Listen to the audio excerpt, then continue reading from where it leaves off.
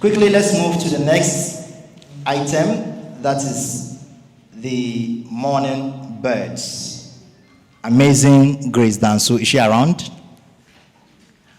Please, a round of applause to Madam Amazing Grace Danso.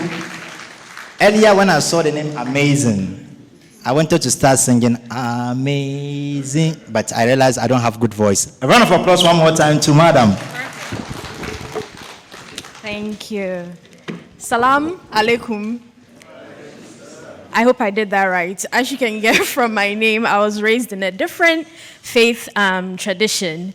I was raised a Christian, so it is actually quite a special treat for me to be here today reviewing one of Samiha's books.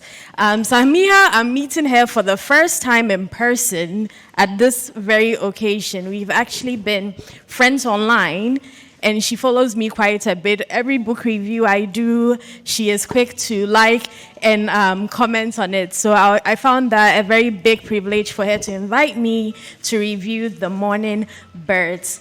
When she sent me the book, I was like, wow, I think she intentionally chose that particular book for me because it has themes that I am known for discussing on my blog, which is the theme of grief. I and the main child character in this book have something in common. I don't want to spoil the story, but I also feel like I have to connect to what I have to say. We both lost our moms, so reading it, I was like, wow, this hits close to home. And I love that you wrote something like this for children, because often when children lose their parents or loved ones, our society doesn't really help them process it. So it was very, very special to see that represented on the page and to have all the themes that come out of that highlighted.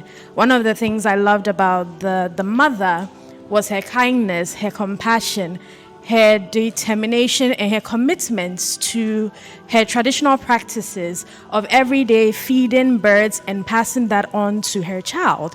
And I think that is so beautiful because it reminds me of my mother and how she always stressed the importance of compassion, being kind to all nature, not just human beings. So I loved The Mourning Birds for that. It was quite imaginative. There are some very nice surprises in there that I don't want to tell you. You have to get the book and read it.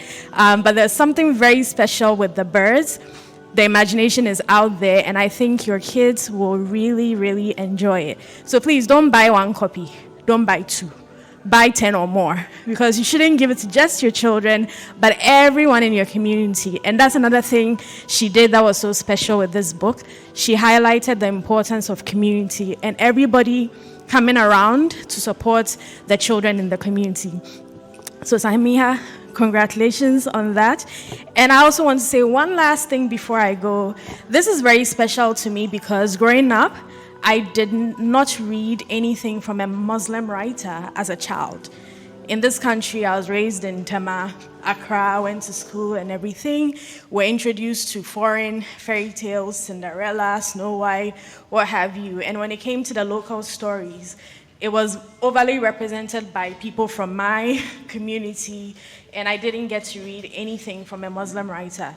So I think what you're doing is so, so important and so crucial. Please do not stop writing. Write as much as you can. Publish all the books.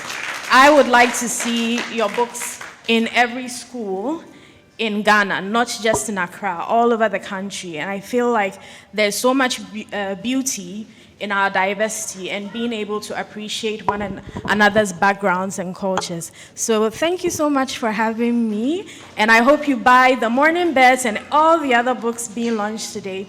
And another thing about The Mourning Birds, I loved the 5 activities that were at the end. They help you summarize the book, and they help your children to retain what they've learned.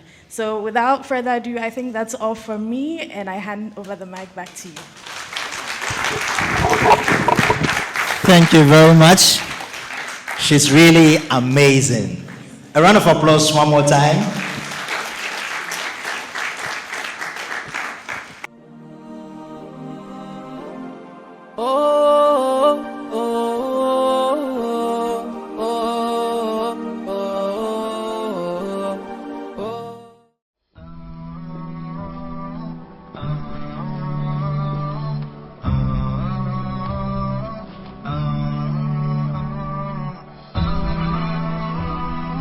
Hafiz TV, unique every day.